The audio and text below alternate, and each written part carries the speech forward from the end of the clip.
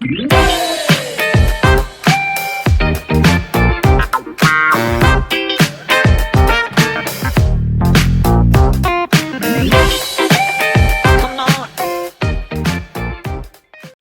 everyone, and another episode for this vlog. Hi mga ka-inspired dyan. This episode is, we have our special guest. And so we have here, so nakita niyo naman dito, di ba, sa aking tabi, no, yung pinakamaganda. Hello mga ka-inspired!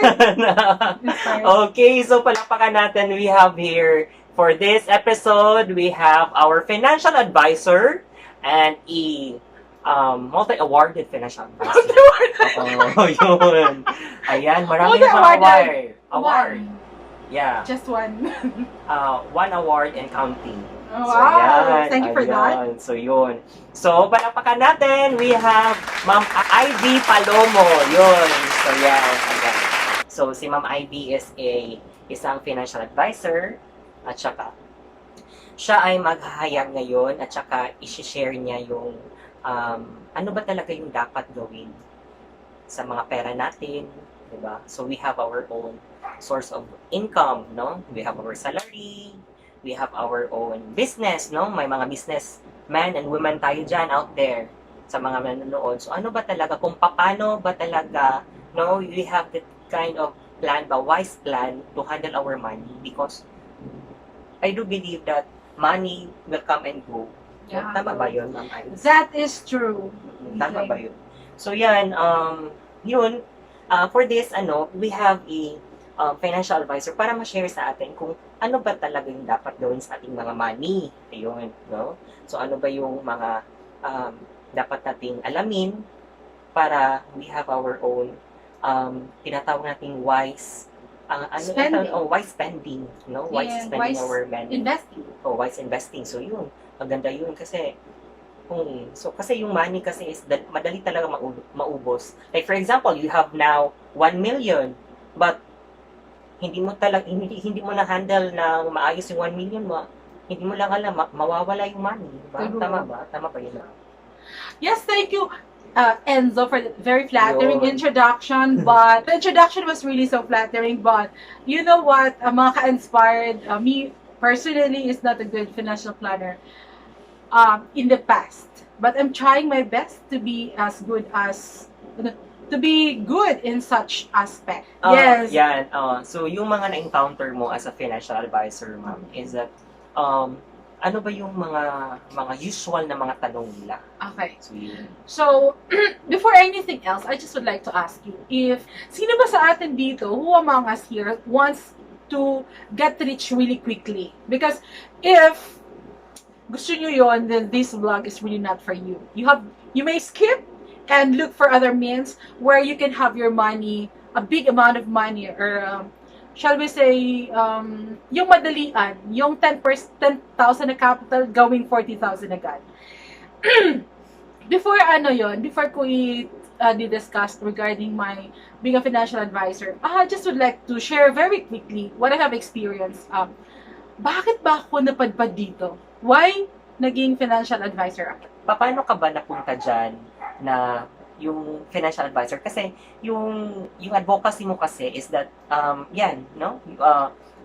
giving information to many people, no, how to invest or how to handle their money wisely. So ganun, Yeah. Bakit ka ba napapadpad? Yes. In first place, ako nakikita ko sa myself in the past na wala talaga, based on my experience, I haven't saved and invested for the unforeseen events or mga possibilities like illness, mga emergency cases. Wala akong savings. And way back 2009, 10, I really had a good job with a good pay. But wala talaga akong nakita na savings. Ang nasa mind ko lang talaga noon when I have money is instant gratification. Pupunta ng restaurant, kakain, masarap na pagkain, and lahat, soft drinks, mga lahat, hindi naman na, depende naman yan sa inyo. Pero yun yung paraan ko that before na to satisfy myself. Every night we go out and we eat a lot up to the point na minsan nagrereklamo na yung katawan. But I haven't saved even like 10,000, 20,000 for my future. So yung mga panahon na yun, Ma'am Ives, that wala kang mga savings, wala, gasto ka ng gasto, tapos hindi mo minamind yung kung may pera ka ba sa bangko or meron ka ba mga savings, yung sa mga panahon ngayon, Ma'am Ives, naisip mo ba nun sa mga panahon ngayon that healthy ba ito ng ganitong lifestyle? Healthy ba ganito yung gawin sa ating money or ganyan? It's really good to have savings. From that point, I realized na we need to have at least 3 months, or to 6 months of our salary in the bank. Pero I tell you, when we save in the bank, it's just for emergency purposes. Emergency purpose. Yung parang like, if merong mga need talaga is that meron kang makukunan ng funds. Yes. Yung ganun. Very liquid, you need money, you can withdraw. Mm-hmm. And then, may ma-hospitalize, you can withdraw agad-agad. Very liquid ang nasa bank. Pero hindi po siya investment. You know why? If you're going to check, yung savings mo na 10,000 ng last February of 2019, ganun pa din ang amount ngayon. It's still 10,000. And if you're going to withdraw that one, it is the same amount, but if you're going to have it, you use that para sa grocery mo, konti na lang ang mabibili mo. Yun. Kasi yung ibang tao kasi yung mindset nila is that, I have savings. I have savings in the bank. Meron akong naipon sa bangko, nandun sa savings ko. Pero, hindi nila alam, Ma'am Ives, is that, yung pondo na savings nila sa bangko, is that, kung ano yung, at the time na deposit nila doon, yung amount, then tapos, a year after, is that, ganun pa rin yung ang amount. But the value of the money is different. Yes. Your 500 pesos, noong 2005, na sinave mo sa bank, is 2 basket yan sa grocery. Pero ngayon, yung 500 pesos mo, 2 item na lang yan. Yes, exactly. In 2020. Yun. After 15 years, gano'n na talaga. Yeah, kasi yung, actually, as far as could remember, before, yung 1,000 mo, is that if you will grocery that, before, mga around 5 years or 10 years before pa, no? Yan. Is that, marami kang mabibili na 1,000 sa 1,000 mo. Pero ngayon, yung 1,000 is parang 100 na lang. Yeah. Agree ka ba din, Ma'am Ives? Ano bang True. ginagawa mo dyan? Okay, so ganun talaga, yun yung effect ng inflation rate sa atin. Ay hindi minsan, hindi lang siya minsan, madalas, hindi tayo aware noon. Kasi we're thinking na we have the money, the same amount. As a matter of fact, nag-increase siya ng 10,000 mo, nag-increase siya ng 300 pesos. And are we happy sa 300 pesos na interest niya after few years? That is a few years, 300. Yeah, 300 pesos. Just an illustration. But so if you want to invest, there are different instruments available in the Philippines. So yun. So dito na tayo ngayon sa how to really invest wisely our money. Okay, so yan, Ma'am Ives. Ano ba yung dapat gawin, Ma'am Ives, na if you decided to like ako, no? Meron akong malaking savings sa bangko. If I will decide to invest my money in the savings ko, ano ba yung dapat gawin? Kasi yun yung mga main question or mga simple question na gusto silang mag-invest pero hindi nila alam paano o at saan at ano yung proper way to invest the money. Okay. So, where can we save our money? Yun. So when we talk about savings, as I said a while ago, when we save, that is just for emergency purposes. So we have different platform where we can save, or avenue where we can save our money. Yung unang way sa pag-invest natin, ano ba? So bangko. So first, para tayo mag-save ng bangko. Yeah. That is open to everyone. We can save anytime. Okay. However, the problem of other people, ito yung madalas sinasabi when you conduct financial literacy program, financial literacy training, mahirap magpunta ng bangko to open an account, magpila. Yes, maraming tao. So yun, isa sa mga concerns nila. Why people don't save their money in the banks. Meron pa ba ngayon nilalagay sa ilalim ng unan? I think so. Meron akong nalalaman. Oo, nilalagay sa cabinet, sa ilalim ng unan, sa ilalim ng bed nila. Meron Meron din yung mga medyo high-tech na may safe sa bahay. Yun. Ayun. So we can do that if you depende your based on your preference. We can also save in savings and credit cooperatives. So cooperative. So yan yung mga co-op. Sa pagkakaalam ko, this kind of savings ay mga open to all co-op members only. If you want to save in a cooperative, you have to be a member of a certain cooperative. Yan yung co-op, yung meron kang capital share na ilalagay para ma-member ka. Yun yung mamay. Yes. Another one, mamay. May mga self-help groups din. These are informal groups, but yung tinatawag na paluwagan. Paluwagan, yun. Paluwagan. Diba pwede, meron ba tayo niyan sa office? Paluwagan. Yung parang mga money pooling. Tapos money pool lahat ng mga konting-konting pera ng okay. paluwagan. And then borrow ng konti-konti. Pero may interest ng konti. Yun. Isa yun sa mga ways of savings natin. Merong mga many ways on how to invest our money. So, recap tayo, yung una is that yung open a bank account.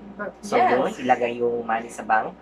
Then, second is that yung be a member of a cooperative. Cooperative. So, maraming cooperative dito. So, yun, all you have to do is to ask question, no? Pumunta doon sa mga cooperatives. Then another one is yung mga paluwagan. Or may mga other pa na mga ways na alam ninyo na might be hindi namin na-mention or hindi namin alam. But there are a lot of avenues where you can save your money for liquidity purposes. Why, the next question is, bakit tayo magsisave sa bank? Number one, is very liquid. So yan, very liquid, madaling ma-withdraw. Ano ba yung liquid, Ma'am Ives? Liquid, when we say your savings are easily smooth flowing, like accessible. That one. Accessible, yun. Accessible. Madaling ma-withdraw, madaling available. Second, it's very safe. You know why? Because if it's in the bank, there is, what we call that, PDIC. Yun parang insured ka up to 500,000. So if it's ever safe. If ever na, like for example, the bank na nilagay mo yung savings mo mag-close, you are insured up to up to 500,000 only. So yeah. Minsan yung may mga times, probably may mga cases where may mga robbery, wag naman sana, pero like for example, mga ganun sunog, ganun, still, your money is very safe because it is actually insured by PDIC. Okay, it is secured lahat ba because ng mga banks is that insured ng PDIC? Yes, under ng Bangko Sentral ng Pilipinas. Okay. So, secure din siya kasi you know why? Yung mga nakikita nyo, if you go to the banks, may mga malalaking vaults which is actually secured by, anong tawag doon? May mga security mga security codes yun. Na hindi naman siya access ng lahat. So, mga pili-piling tao lamang. And it has interest also. Savings can interest over time. But, as I hope na na-experience nyo rin siya when you save in a bank, it is only a minimal interest. So minimal interest. Kasi yung interest nila, Ma'am Ives, is that annual interest ba yan? Annual or meron ba yung monthly interest? Hindi ko alam eh.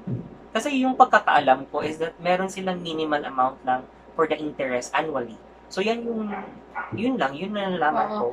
Pero based on my savings, hindi ko titignan masyado kasi minimal naman siya. Very minimal. Kaya nga, but it's still better to save in the bank, to keep your money in the bank, than to keep your money inside your home. Or yun siya. So much better yun, Ma'am Ives. Much better. If you want, if you talk about savings, and it is better to save your money in the bank than to keep your money at home. Yes. Because when you keep your money at home, wala siyang earnings. At hindi siya safe.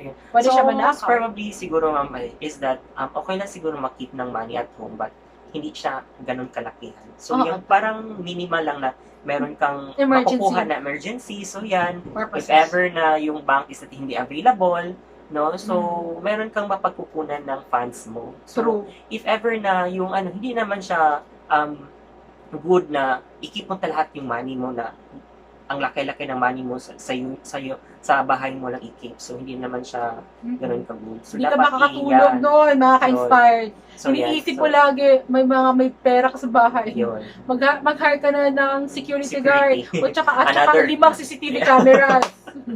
Another, ano yan siya? Another Another gasto. Expenses. Yun, another Yan siya. expenses So yun. again, let's recap. It's Yun. liquid, it's secured, it's, what else? It earns interest, minimal lang siya, yun. and And it's security. safety. Yeah, Yan yung siya. security, But that's your why we security. have to save our money at the bank instead of keeping it at home. Marami na tayong mga information about how to save our money wisely and yun. And naniniwala ka ba, Ma'am Ives, yung sinasabi nila is that salary minus savings is that yan yung expenses mo. True. So yun. Okay. So yun, yung madalas tama natin yun. ginagawa is salary then expenses equals savings. Savings. Ang nangyayari, ako based on experience, wala akong nasisave. Hmm. Kasi lahat napupunta sa expenses. And mind you, if you're going to take a look at it, kulang pa siya. So that's why it is a different formula. Mhm. I just would like to, I've read a book regarding on how to, the best formula on how to really manage your money well. Sabi ni Brother Bo Sanchez, it is actually 10, 20, 70. Tama ba ang pagkakaalala ko ba? It's 10% for the Lord. Upon receiving your salary, you have to keep 10% of You that. have to share. To give back to Yes. the Lord because everything is borrowed. Yes. And then 20% is for your savings and 70% is for your expenses. So that's how we budget. Ano ba ang budgeting? So kapag when we go to do market or mag-grocery tayo, how do you usually do that? Pili ng pili or lagay sa basket. The best thing to do, I'm speaking talaga based on my experience, dapat meron po tayong list on what are the things that we need to prioritize. So yan, very important yan, how to budget your, tinatawag natin yung natira mo na 70%. Yeah, 70%. So yun. Oo. So very important yan. Paano ba yun gawin, Ma'am Ives? Kasi ako, personally, is that wala ako niyan eh. Wala akong skills niyan how to budget. Bili ng bili. So, yun. An ending is that walang natira. Oo, yun. Lately, actually, mga ka-inspired, I just started to do doing this one because as I told you a while ago, the things that I mentioned a while ago, hindi talaga ako good financial planner. I just realized it when I had experience unforeseen event in my life, unforeseen illness na naranasan ko in the past. So, I'm still trying, and I'm just starting. What I'm doing here, what I'm doing right now is that binuuna ko for the utilities. Yung mga pangangailangan, kuryente, Utilities, yung mga basic natin basic na mga yes, oo, water, babayarin. mga basic na Oo. babayarin. And then, madalas naman, ako kasi ngayon, binibili ko ang mga overhead expenses ko, like mga pangailangan sa kitchen, ng in bulk. So, pang 3 months, 4 months. So yun, Toyo, hindi pa isa-isa. Hindi pa isa-isa. Okay, yun. Una, makakaspend ka papuntang ng market or groceries na madalas. So, ginagawa ko is pangmatagalan para makasave ako ng time, effort, at saka mas mabudget ko siya. Like for 6 months, I have oil. For 3 months, I have cooking oil. For 3 months, I have yung mga sabon ko, panglaba, toyo, marami ako niyan. Mga detergent, Yeah. yung mga fabric something, yung Fabric mga, conditioner, yun. mga ganun. So, ang madalas ko lang na actually pupunta lang ako sa groceries like once a month or once in 2 months to check kung ano may mga kulang-kulang konti. Pero these days, hindi na talaga ako madalas nag-groceries kasi I buy my common needs in bulk. Yun siya. That's how I budget. But there are other ways on how to budget your money and it's up to your preference.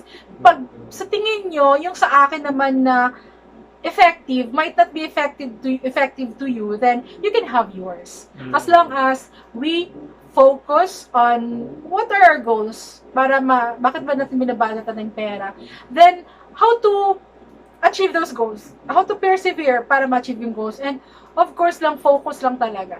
Focus and keep track on what you're spending. Ayun, very important yun. No? Very important yun that you are not only have the skill on savings, but also you have that skill on how to budget that money that you are in hand, no? Yung nasa kamay mo na money. Kasi yung the culture of the Pinoy kasi is that kung ano yung nakikita kahit hindi importante, hala bilhin. Impulsive buying. So yun, impulsive buying. So yun, impulsive buying yun. So yun. Minsan nadadala ng peer pressure Yan, or oo. gusto nakikita sa social media, meron siyang ganito, gusto mo din ng meron kang ganon. So yun, very So, true. yun siya. So, what's the purpose ba talaga ng bakit gusto talaga natin magkaroon din ng gano'n? So, as I said, focus, persevere, and budget. So ganito, yung tayong lahat talaga is that meron tayo tinatawag na mga utang. Sino ba dito walang utang? Diba? Tayong Oo. lahat merong utang. Ako marami. So, even ako, marami akong utang. Diyos ko, hindi ko na alam kung ano yung mga utang ko ngayon. Is that yun? So, yan, very important yun. Yung tinatawag nating borrowing a money or having a loans. True. So yan, ano ba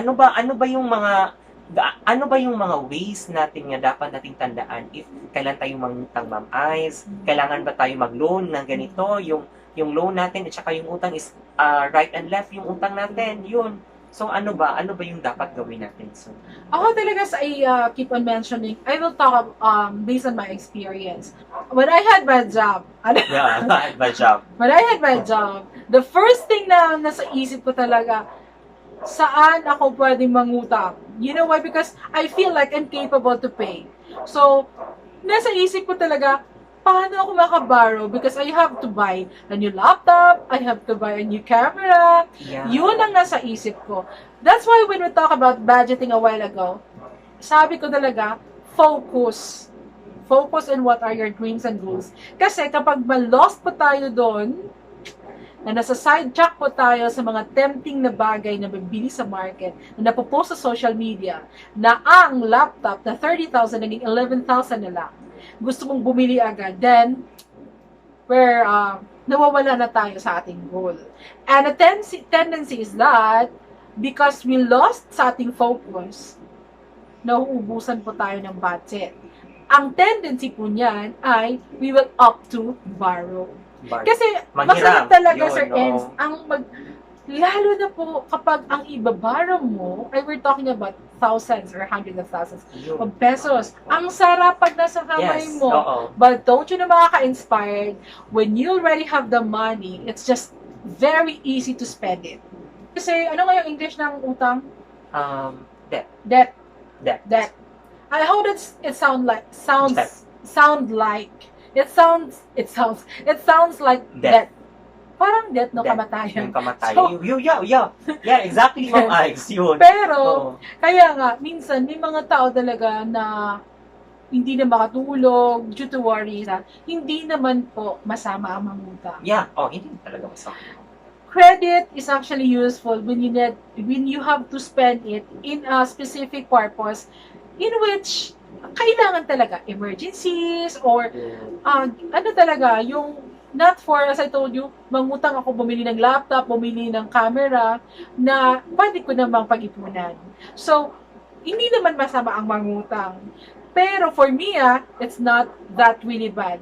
Pero pag nangutang ka to please somebody else or to just satisfy yourself for things na hindi naman masyadong necessary, so, yun na ang hindi tama. Now, we will talk more about how to invest.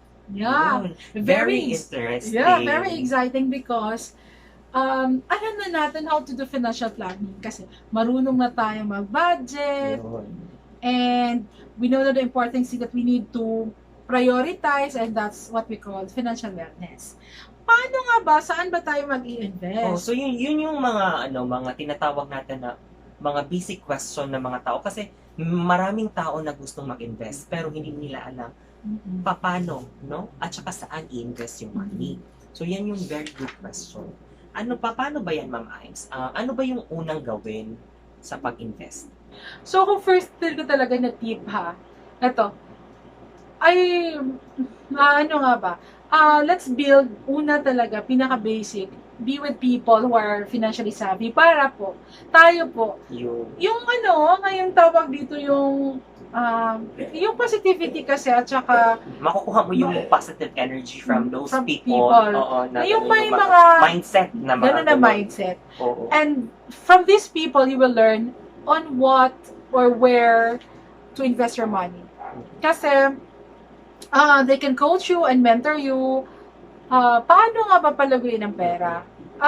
As I told you, we're just starting as well. But I hope that you will learn something from our experiences on how to invest our money. So yun. Paano ba yun, Ma'am Ice?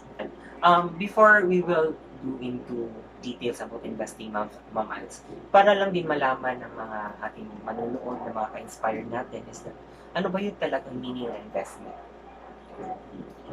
So, investment, at some point, sabi natin, pag nasa bank, we've invested the money, but actually it's not. When we put money in the bank, it's just actually a saving. But savings Okay, only. yun. Pero, meron din namang mga, yung katulad ng time deposit, for me, it's actually part of, somehow investment, pero minimal nga lang din ang interest. So, savings and investment are actually different in nature. So, when we invest our money, na may it has an interest, different sa savings po.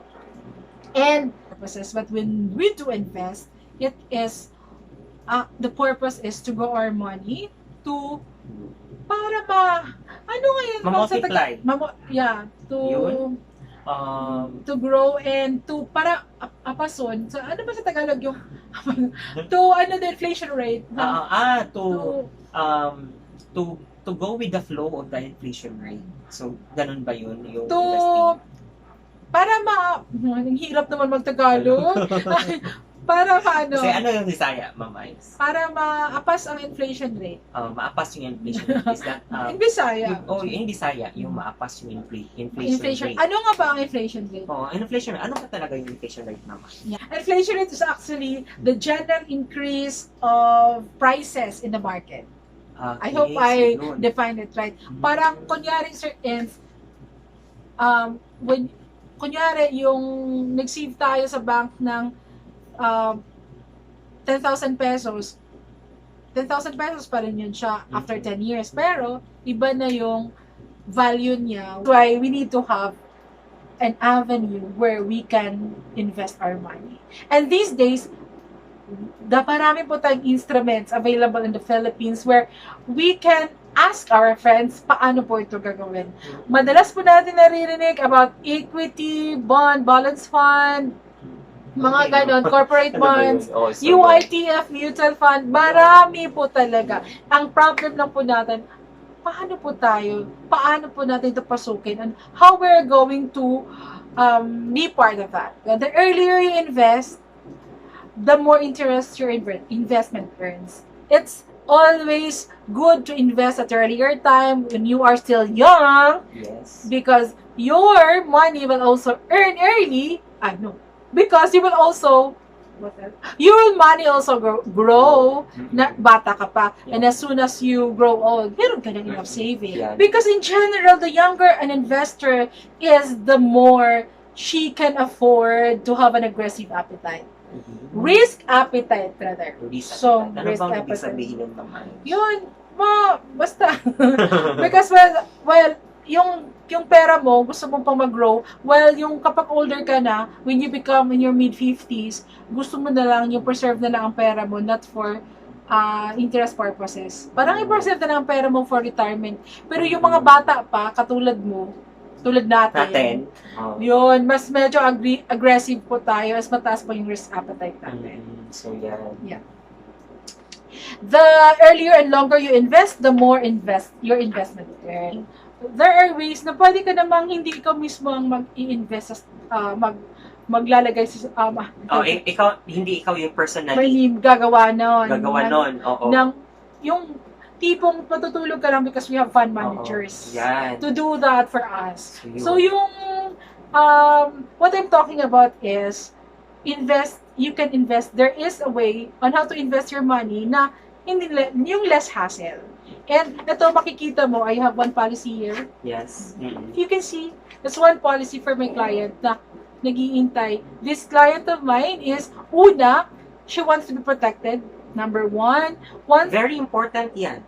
Oo, Yeah. very important yan na tayo as a person, kasi hindi natin alam yung tomorrow, yung bukas. Kailangan protected tayo. Yeah. So ba itong sunlight grappa, ma'am? Okay, Sun Life Grab is actually a life insurance linked to an investment. Life insurance and link to An investment. an investment. So Wow, what- that is a very good Ganda ko idea. Oo, very good idea, Ma'am Imes. May insurance ka pa as well as may investment ka pa. True. So yan. The life insurance coverage, it is suitable for if you have investment options. It is also funds preparing for your future needs, and of course, very manageable premium payments. Para saan po ba ito lahat-lahat? Pwede lang po ba ito for protection? It has different purposes. Pwede po siyang income continuation, pwede po siyang education purposes ng mga anak, health protection, mga milestones sa buhay, retirement purposes, and estate preservation. So, marami po talaga siyang purpose. Nila idea. Maraming nagtatanong, actually, maraming nagtatanong if, ano ba to, paano ba yan, baka hindi po kami magkakaroon ng, yung investment po namin, hindi po mag-work. Okay. So yun. Very important yan Sabi na. nila, So, yun. madalas, sinasabaka scam po to. So yan. Ito po mga ka-inspired, isipin nyo, kapag low masyado yung capital nyo, tapos po, malaki masyado ang interest, mag-isip-isip kayo, scam po yun. But we are already existing for like 65 years already, and we always give priorities and our best services to our clients. Mm-mm. And aside from that, Ma'am Ice, is that yung itong mga financial advisors natin nandito na sa Life Grappa is that meron talaga silang mga lisensya. Yes, Okay, we are so licensed yung financial lahat advisors. ng mga financial advisors dito is na hasang-hasa at saka we have all the knowledge na binigay ng ganitong na mga idea to give you information, the right information. Yeah, and in Sun Life Grappa, aside from your face amount, we have different riders like hospitalization income benefit. Yan, hospitalization. Very important yun. Hospitalization income benefit, critical illness benefit, critical illness benefit, accidental death benefit, accidental death benefit, total disability benefit. So yan, mga ka-inspired, I hope that we learned something we today. learned something today for this episode. And of course, if you have more inquiries, more information, just wag mag-hesitate, no? Wag Try to mag-hesitate. call us or text me yes. through my account on Through my Facebook. account, yes, you can have your Facebook account, Ma'am Ivy. My Facebook account is Ivy Palomo, Yes. and you can reach me as well through the number stated below. Yeah, description box. In the The description box. Let's help other Filipinos to be insured and be protected, and of course, help them open their minds in this kind of advocacy. Yan, ayun. Ang dami po natin. Yan. Maganda ang advocacy na ito kasi marami kang natutulungan ng mga tao. And you're helping yourself as well. Yes, exactly yun. And that's it for this episode, mga ka-inspired. And please, if you like this video, please don't forget to like, share, and subscribe my channel, Enzo Upstairs. And please hit or click the bell button to notify you if meron tayong mga new vlogs and new contents.